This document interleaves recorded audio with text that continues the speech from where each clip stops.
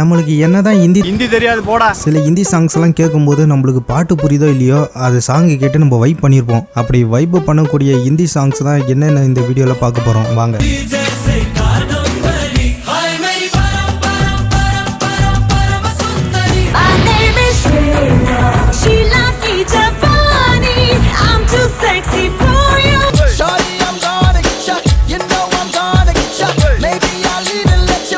चमक चमक छल्लो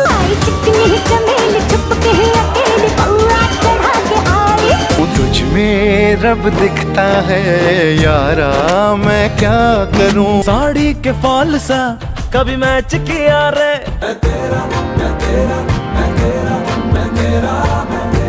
तेरी मेरी गल्लाए होगी मशहूर, करना कभी तू मुझे नजरों से दूर। कितने चलिए तू वास्ते फलक से मैं चांद लाऊं।